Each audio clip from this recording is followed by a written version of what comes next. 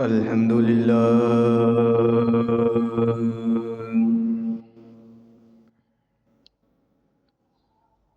الحمد لله رب العالمين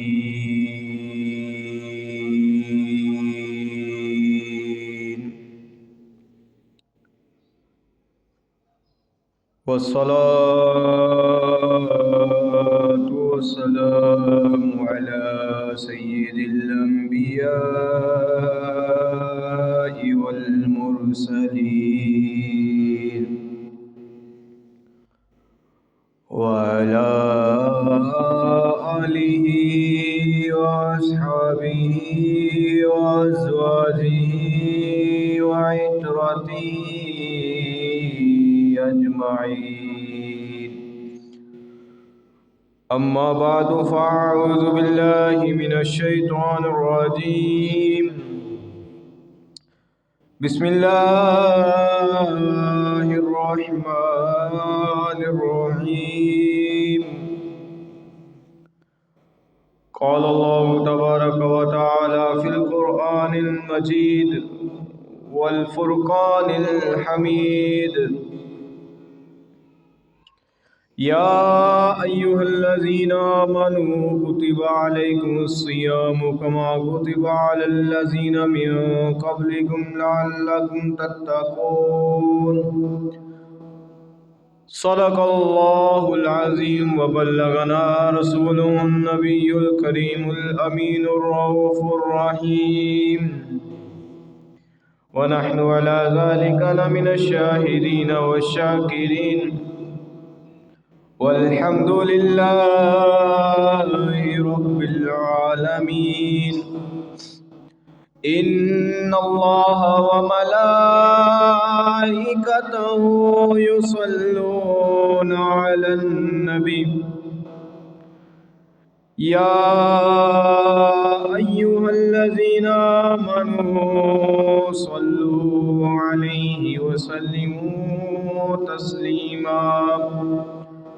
باواز بلند پڑھ لیجیے: الصلاۃ والسلام علیک یا سیدی یا رسول اللہ وعلی آلک واصحابک یا سیدی یا حبیب اللہ.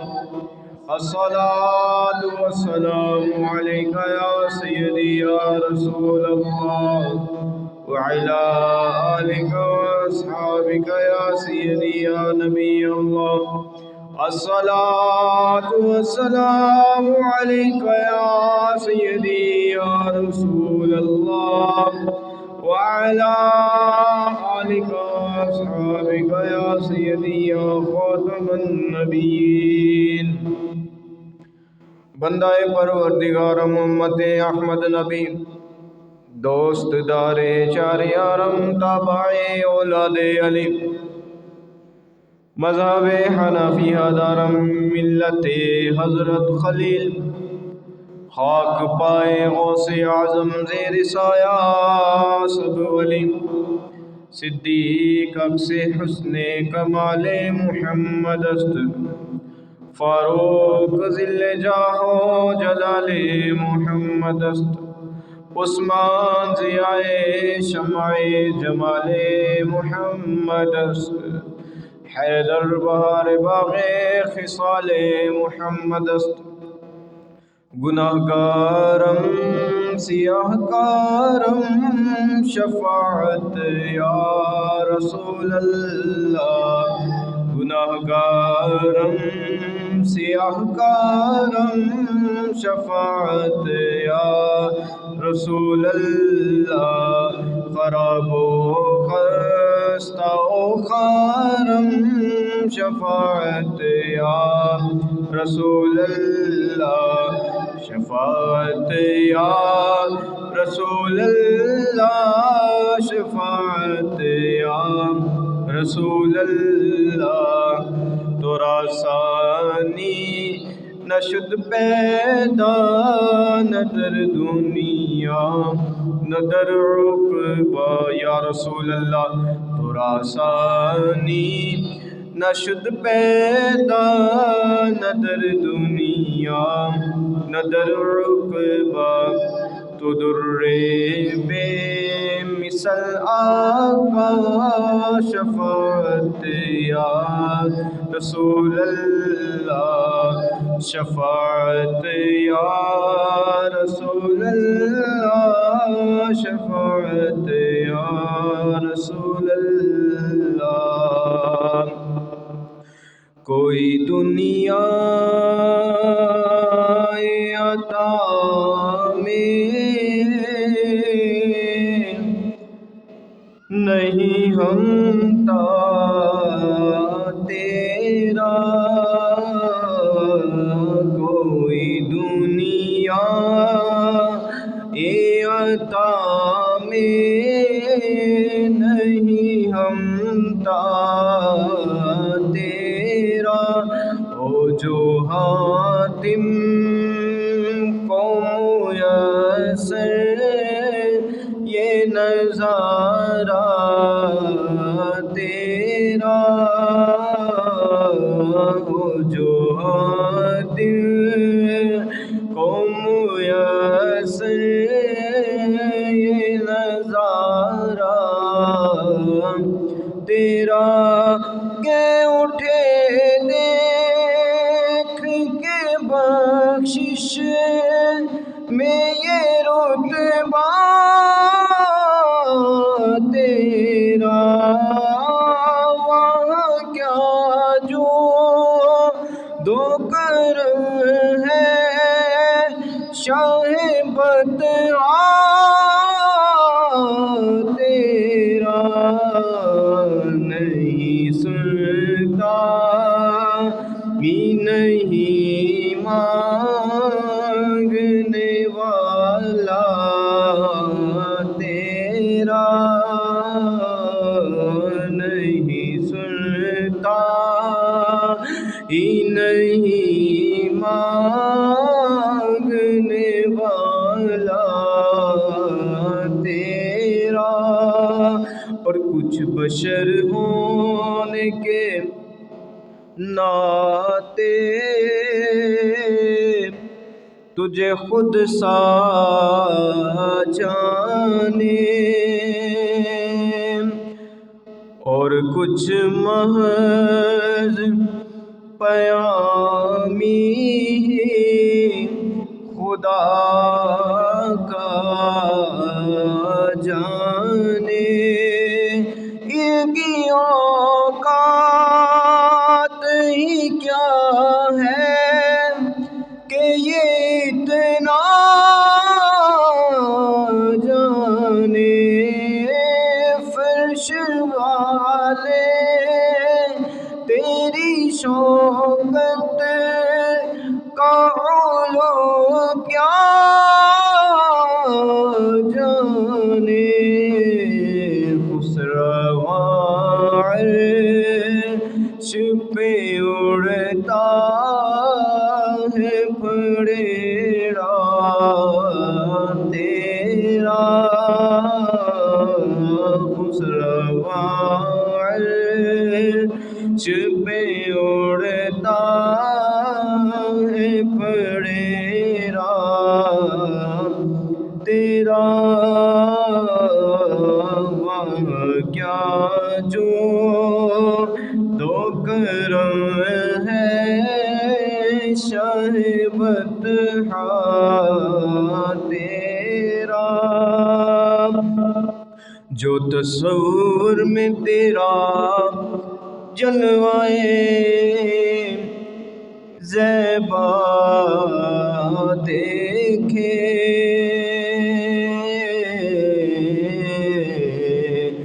روئے والشمس تک مطلع سیما دیکھے، کیوں بھلا اب وہ کسی اور کا چہرہ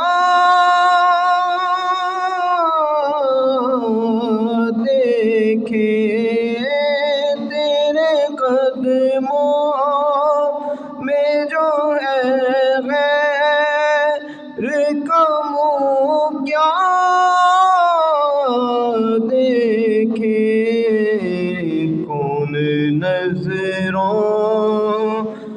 بچھڑے دیکھ کے تلوار تیرا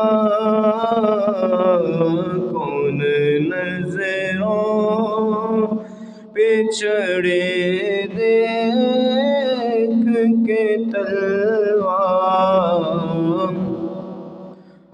تیرا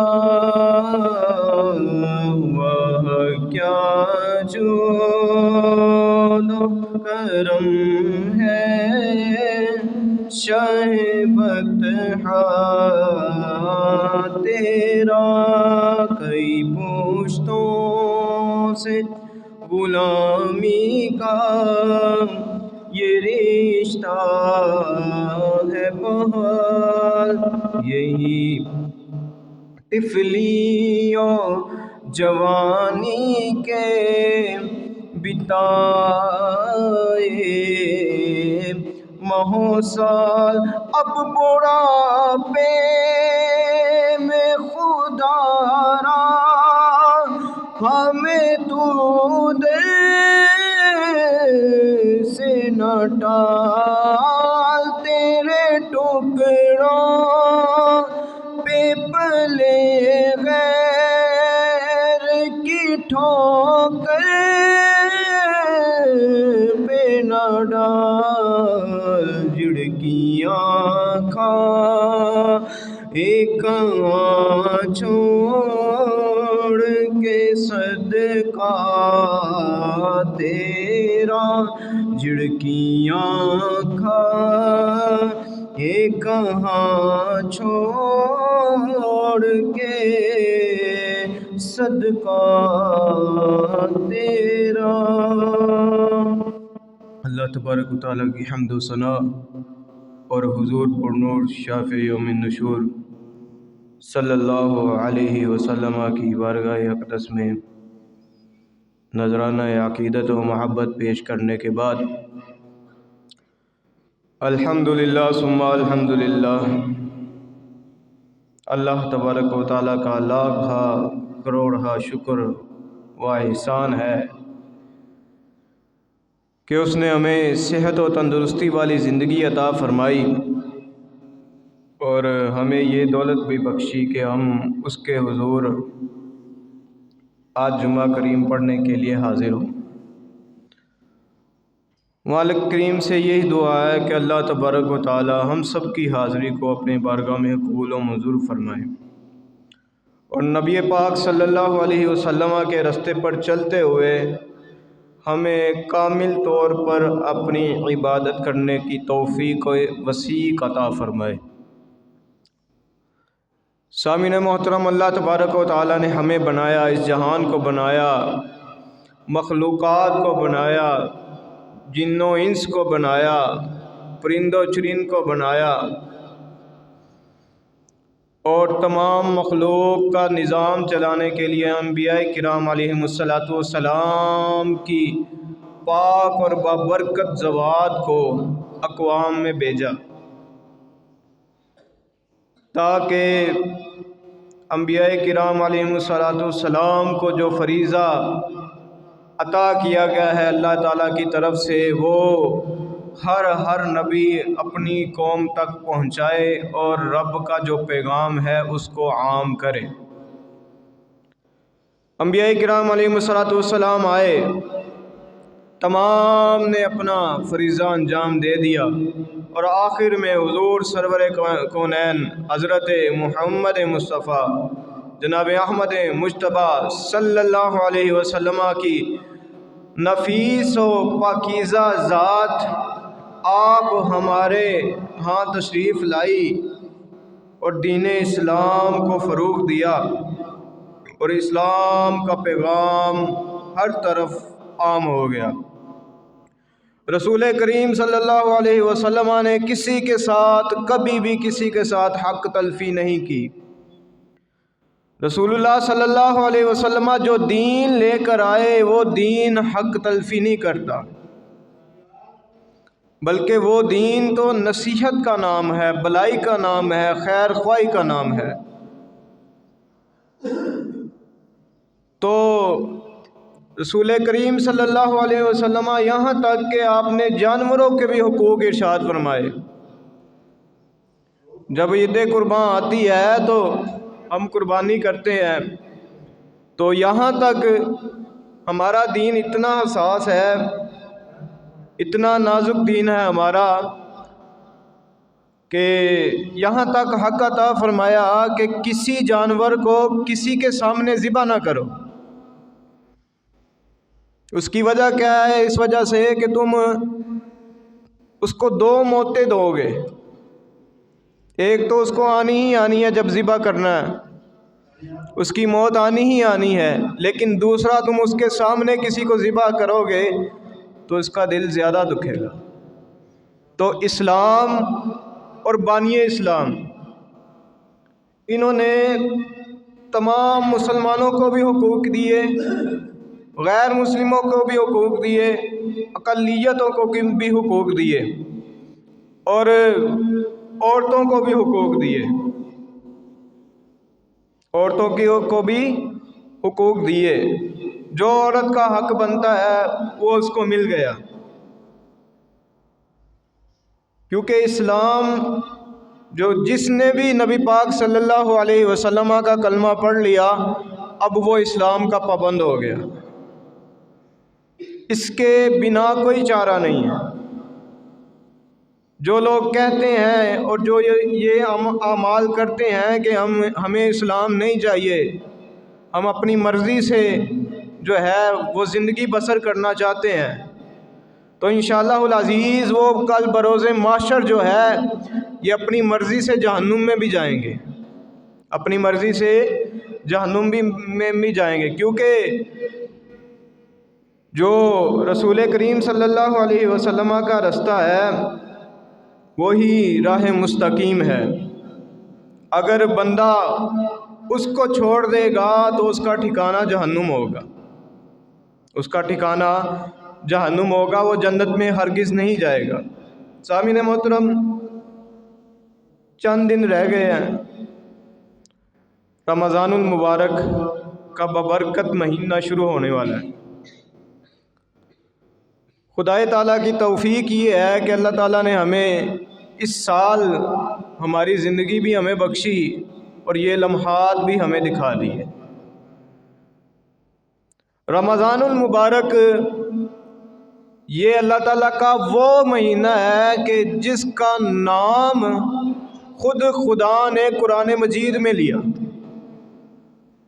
باقی جو بھی مہینے آتے ہیں نا، کسی کا نام بھی کلام پاک میں نہیں ہے، قرآن پاک میں، لیکن رمضان کو یہ اعزاز و شرف حاصل ہے کہ اللہ تعالیٰ نے اس مہینے کا نام لے کر اس کی فضیلت ارشاد فرمائی کہ یہ وہ مہینہ ہے جس میں قرآن مجید کو نازل فرمایا گیا، لا ریب کتاب کو نازل فرمایا گیا۔ تو اس مہینے کو ضائع نہیں کرنا چاہیے۔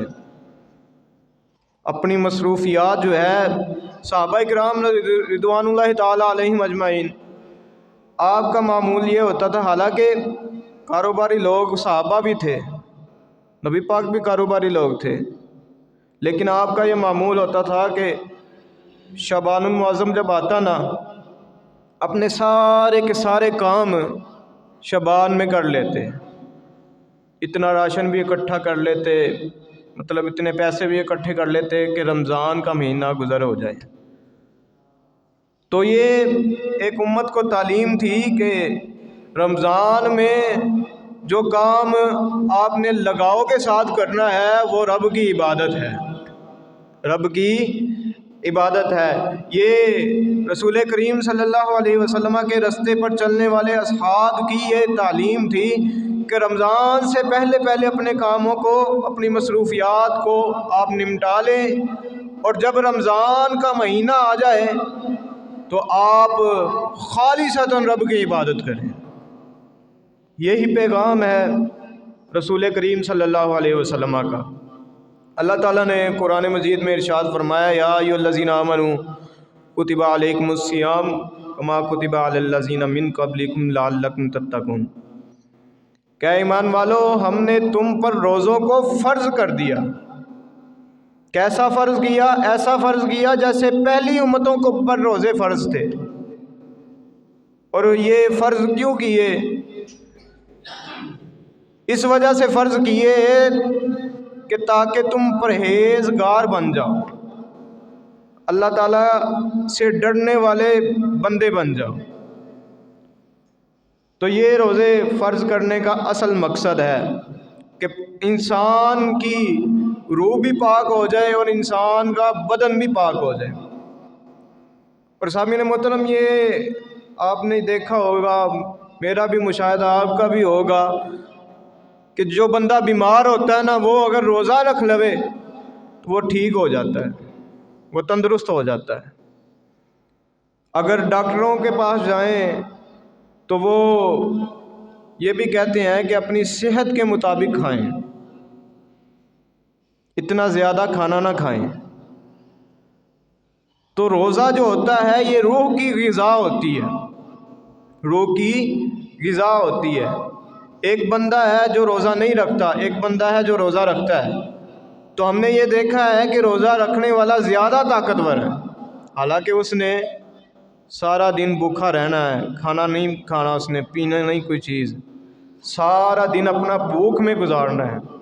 لیکن اللہ تعالیٰ کی یہ نظر رحمت ہے کہ جو بندہ روزہ نہیں رکھتا اور جو بندہ روزہ رکھتا ہے، روزہ رکھنے والا زیادہ طاقتور محسوس ہوتا ہے اور جس نے نہیں رکھا وہ کم طاقتور محسوس ہوتا ہے۔ نبی پاک صلی اللہ علیہ وسلم کا اس میں فرمان بھی ہے۔ آپ صلی اللہ علیہ وسلم نے یہ ارشاد فرمایا کہ اے مومنو، روزہ رکھو تندرست ہو جاؤ گے، روزہ رکھو تندرست ہو جاؤ گے۔ اب اس کا مطلب یہ نہیں ہے کہ روزہ رکھنا ہی تندرستی کے لیے، روزہ تو رکھنا خالصتاً اللہ کی رضا حاصل کرنے کے لیے۔ تندرستی تو اس میں بالطبع یہ جو فائدہ حاصل ہو رہا ہے ہمیں، یہ تو رب کی رضا کی اتباع کرنے کے ساتھ ہی یہ فائدہ حاصل ہو رہا ہے کہ رسول کریم نے فرمایا کہ روزہ رکھو، رب کی رضا حاصل کرو، رب کی رضا حاصل کر چکو تو رب تمہیں صحت و تندرستی والی زندگی بھی عطا فرما دے گا۔ رسول کریم صلی اللہ علیہ وسلم نے یہ ارشاد فرمایا کہ جب رمضان المبارک آتا ہے تو جنت کے دروازے کھول دیے جاتے ہیں اور جہنم کے دروازے بند کیے جاتے ہیں۔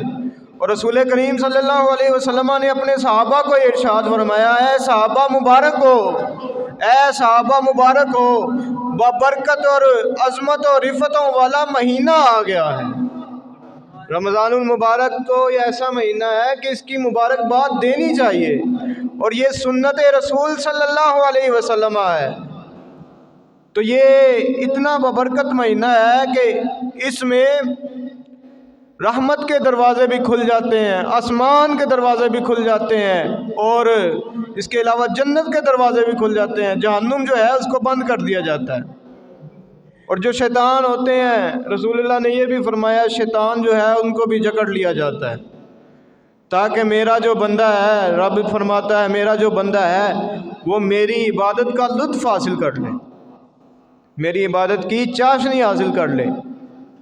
تو رمضان المبارک آنے والا ہے، آپ سے یہی التماس ہے کہ جتنا ہو سکے، کیونکہ یہ موقع بار بار نہیں آتے، کیا پتہ ہماری زندگی اگلے سال ہو یا نہ ہو، ہم اس کو نہیں جانتے۔ کل نفس ذائقۃ الموت، یہ ابھی شب برات گزری تو لکھا جاتا ہے کہ کس نے مرنا ہے، کس نے جینا ہے، اس شب کو یہ لکھا جاتا ہے۔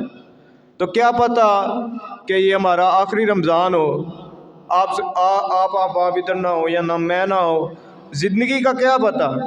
اگر اللہ نے زندگی دی ہے، صحت و تندرستی والی زندگی دی ہے، تو اس زندگی کا فائدہ یہ اٹھائیں اور رمضان المبارک کے روزے بھی رکھیں اور قیام اللیل بھی کریں۔ رسول کریم صلی اللہ علیہ وسلم نے ارشاد فرمایا، آپ کی حدیث کا مفہوم ہے کہ جب رمضان المبارک کی پہلی رات آتی ہے نا، تو آسمان میں ایک بندہ ہوتا ہے جو ندا کرتا ہوتا ہے کہ ہے کوئی مغفرت طلب کرنے والا، کہ آج اس کو بخش دیا جائے گا۔ گناہگار جو ہے اس کو یہ کہا جاتا ہے تو گناہوں سے باز رہ، اور جو نیکیاں کرنے والا ہے اس کو پختہ کیا جاتا ہے تو کہ تو مزید نیکیاں کر۔ اور جو رمضان المبارک کی پہلی رات کی بات ہو رہی ہے کہ اس رات میں جو بھی دعا مانگتا ہے اس کو رد نہیں کیا جاتا، اس کو رد نہیں کیا جاتا بلکہ اس کی دعا کو قبول کیا جاتا ہے۔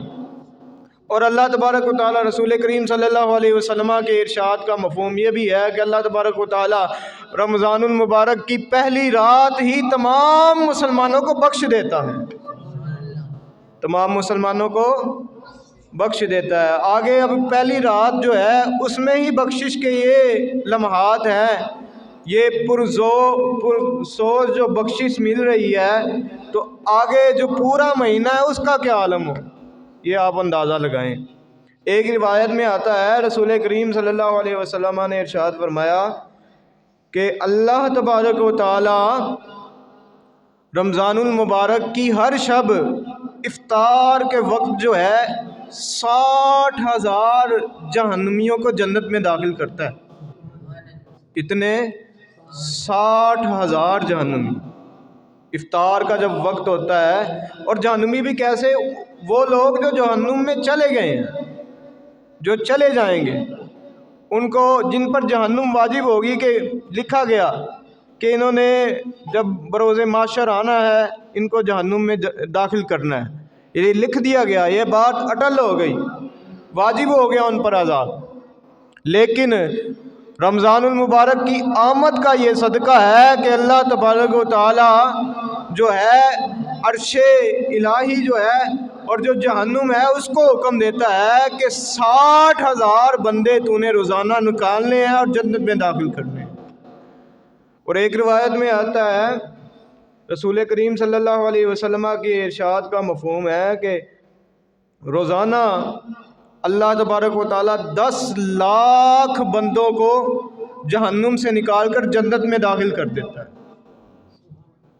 یہ کتنی رحمتوں والا مہینہ ہے، برکتوں والا مہینہ ہے، عظمتوں والا مہینہ ہے۔ اس مہینے کو بالکل بھی ضائع نہیں کرنا چاہیے۔ روزہ رکھیں، روزہ کس کا نام ہے؟ روزہ نام ہے کھانے پینے اور جماع سے رکنے کا نام۔ اب یہاں پر ہمارے کچھ دوست یہ کرتے ہیں کہ روزہ رکھ لیتے ہیں، کھانا بھی چھوڑ دیتے ہیں، پینا بھی چھوڑ دیتے ہیں، جماع بھی چھوڑ دیتے ہیں، لیکن آپس کے جو معاملات ہیں، جو رشوت لے رہے ہیں وہ لے رہے ہیں، جو سود کھا رہے ہیں وہ سود کھا رہے ہیں، جو گالیاں دے رہے ہیں وہ گالیاں دے رہے ہیں۔ رمضان المبارک سے پہلے ان باتوں سے آپ آگاہ ہو جائیے کہ روزے کا مقصد صرف یہ نہیں ہے کہ آپ نے کھانا چھوڑ دیا، پانی چھوڑ دیا، جماع چھوڑ دیا تو آپ کی عبادت قبول ہو گئی، صرف یہ مقصد نہیں ہے، بلکہ روزے کا اصل مقصد جو میں نے کہا وہ پرہیزگاری ہے۔ روزہ رکھنا کس لیے ہے؟ کہ اللہ تعالیٰ کا قرب حاصل ہو جائے، پرہیزگاری حاصل ہو جائے۔ اگر روزہ آپ رکھ لیتے ہیں اور روزہ رکھنے کے بعد بھی وہی سلسلہ جاری رہتا ہے، وہی گالیاں، وہی جو ہے رشوتیں، وہی اعمال سیئہ جاری رہیں گے تو پھر آپ کے روزے کا کوئی مقصد نہیں ہو، آپ کے روزے کا کوئی ثواب ہی نہیں ملے گا۔ تو لہٰذا رمضان المبارک کا جو اصل رمضان پیکج ہے وہ یہی ہے کہ خشوع و خضوع کے ساتھ رب کی عبادت کی جائے۔ جب خشوع و خضوع کے ساتھ رب کی آپ عبادت کریں گے تو رب آپ کے رزق میں بھی برکت عطا فرمائے گا۔ رسول کریم صلی اللہ علیہ وسلم نے یہ بھی ارشاد فرمایا کہ جب رمضان کریم آتا ہے تو رزق میں اللہ تعالیٰ وسعت عطا فرما دیتا ہے، بندوں کے رزق میں وسعت آ جاتی ہے، جہاں پر 1 گنا ملتا ہے وہاں پر 2 گنا ملنا شروع ہو جاتا ہے۔ تو یہ رمضان المبارک کی برکتیں ہیں، اور یہ برکتیں، یہ عظمت رمضان کو کس وجہ سے ملی؟ رمضان کی یہ کوئی ذاتی برکت نہیں ہے، بلکہ یہ رسول کریم صلی اللہ علیہ وسلم کی وجہ سے رمضان کو برکت ملی۔ آپ آئے، آپ کی آمد ہوئی، آپ نے اسلام کی تبلیغ کی، آپ نے اسلام کا پرچار کیا، تو اسلام کا پرچار کرنے کی وجہ سے یہ اللہ تعالیٰ نے آپ کو یہ عنایت فرما دی، کہیں 10 لاکھ جو ہے یہ ایک رات میں بخشے جاتے ہیں اور کہیں 60,000 جو ہے ایک رات میں بخشے جاتے ہیں۔ عطائے عرب، جلائے کرب، فیوز عجب بغیر طلب۔ اعلیٰ حضرت نے فرمایا تھا نا، عطائے عرب، جلائے کرب، فیوز عجب بغیر طلب۔ یہ رحمت رب ہے کس کے سبب، برب جہاں تمہارے لیے۔ اگر ہم روزہ رکھتے ہیں ہمارے دل میں محبت رسول نہیں ہے، نماز پڑھتے ہیں ہمارے دل میں محبت رسول نہیں ہے، حج کرتے ہیں ہمارے دل میں رسول کریم صلی اللہ علیہ وسلم کی الفت و محبت نہیں ہے، تو رب کریم جو ہے اس کی غیرت یہ گوارا نہیں کرتی کہ رب کریم ایسے شخص کی عبادت قبول کرے۔ عبادت اور روزہ جو ہے اسی کا قبول ہوتا ہے جس کے دل میں محبت رسول ہو، محبت مصطفیٰ صلی اللہ علیہ وسلم۔ یہ محبت ہی ہوتی ہے جو رمضان کے روزے ہم رکھتے ہیں۔ اگر ہمیں رسول اللہ سے محبت نہ ہوتی تو ہم تو رمضان کے روزے بھی نہ رکھتے، اور جو نہیں رکھتے وہ اس کا اظہار کرتے ہیں کہ ہمیں محبت نہیں ہے۔ جو روزے نہیں رکھتے وہ اس کا اظہار کرتے ہیں ہمیں محبت نہیں ہے۔ آج کل لوگ جو ہے کہتے ہیں کہ ہم نے وزنی کام کرنا ہوتا ہے، گرمی زیادہ ہوتی ہے تو اس وجہ سے ہم روزہ نہیں رکھ سکتے۔ تو آپ یہ اندازہ لگائیے کہ غزوہ بدر جو تھی نا یہ رمضان میں ہوئی تھی، اور گرمی کتنی تھی، جون جولائی والی سخت گرمی تھی۔ تو جنگ کی کنہوں نے، نبی پاک صلی اللہ علیہ وسلم نے، اور روزہ رکھ کے کی، اور مدینہ سے بدر کا فاصلہ بھی کافی زیادہ ہے، اور اس وقت تو یہ گاڑیوں کا دور بھی نہیں ہوتا تھا، اب تو سہولیات بھی زیادہ ہیں، گھوڑے ہوتے تھے، گھوڑے بھی مسلمانوں کے پاس کم تھے تو زیادہ تر مسلمان پیدل ہی چلے۔ تو جب بھی آپ کے دل میں یہ خیال آئے کہ یار میں روزہ نہیں رکھنا کیونکہ میں نے وزنی کام کرنا ہوتا ہے، تو پھر آپ رسول اللہ صلی اللہ علیہ وسلم کی زندگی کی طرف دیکھ لیا کریں کہ آپ نے روزہ رکھ کر تلوار بھی چلائی، آپ نے روزہ رکھ کر لشکر کی سپہ سالاری بھی کی، آپ نے روزہ رکھ کر پیدل اتنا سفر بھی کیا، لیکن پھر بھی آپ نے روزہ نہیں چھوڑا، روزہ نہیں چھوڑا۔ تو لہٰذا رمضان کریم آ رہا ہے تو اس کے لیے آپ کی تیاری ہونا ضروری ہے، آپ نے بڑھ چڑھ کر روزے رکھنے ہیں، کیونکہ رسول کریم صلی اللہ علیہ وسلم کا ایک اور ارشاد ملتا ہے کہ آپ صلی اللہ علیہ وسلم نے یہ ارشاد فرمایا کہ اگر لوگوں کو پتہ چل جائے نا کہ رمضان میں کیا ہے، رمضان میں کیا ہے، اگر لوگوں کو پتہ چل جائے تو لوگ یہ تمنا کریں کہ کاش سارا سال ہی رمضان ہوتا۔ اتنی برکت والا، رحمت والا مہینہ ہے کہ رسول کریم صلی اللہ علیہ وسلم نے یہاں تک ارشاد فرما دیا۔ تو مالک کریم سے یہی دعا ہے کہ اللہ تبارک و تعالی ہمیں خشوع و خضوع کے ساتھ اپنی عبادت کرنے کی توفیق عطا فرمائے، اور رمضان المبارک کے پورے روزے رکھنے کی توفیق عطا فرمائے۔ وآخر دعوانا ان الحمد للہ رب العالمین۔